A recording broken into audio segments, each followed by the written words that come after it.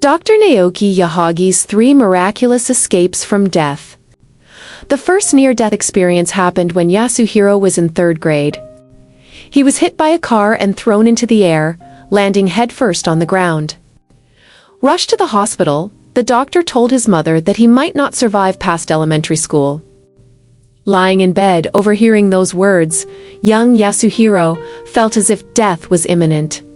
However, against all odds, he recovered completely and went on to live a long life, even becoming a licensed doctor. The second incident occurred during his university years.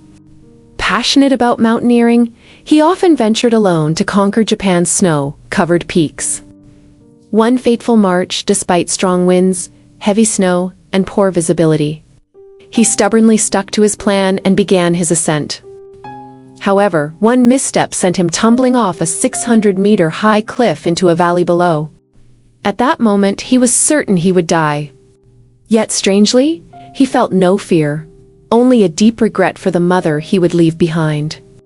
Instead of crashing to his death, he miraculously slid over rocks and snow for more than 1,000 meters, as if surfing through the air before landing safely in a thick snowdrift. Not a single part of his body hurt. Looking up at the towering cliff, he knew survival should have been impossible. Inspecting his backpack, he found that his cooking gear had been crushed flat by the impact, proving just how strong the forces at play had been. Yet aside from a minor injury to his left wrist, he was virtually unscathed. He couldn't comprehend how he had survived. But soon, he would receive an answer.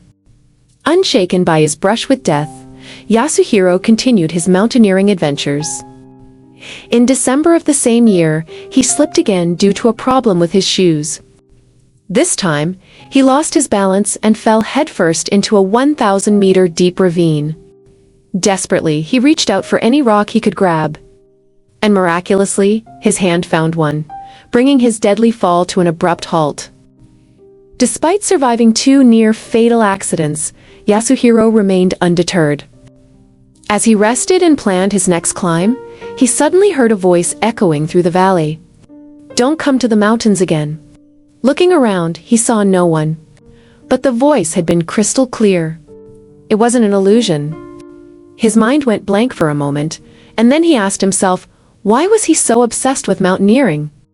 As soon as he questioned it, his burning ambition to challenge the mountains simply vanished. From that day forward, he never climbed again. These miraculous escapes made Yasuhiro reflect deeply on life. Why was he repeatedly saved?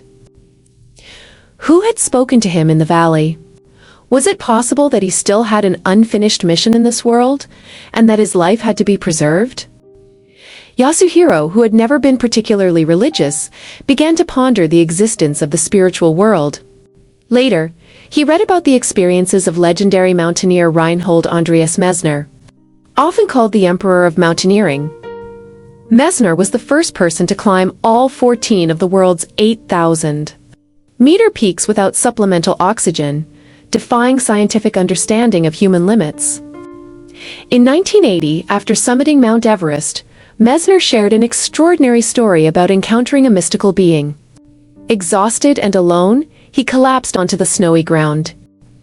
At that moment, a young girl appeared and sat beside him. He started a conversation, and she responded clearly. Messner insisted that this was no hallucination. She was physically present, and they talked extensively.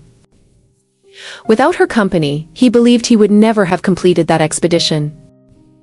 So, who was the mysterious force that saved Yasuhiro twice and spoke to him in the valley? Could it have been a mountain spirit, just like the one Messner encountered? Subscribe and hit the notification bell so you don't miss what's coming next. Share it, because some stories are meant to be discovered together. And stay curious, I'll see you in the next chapter.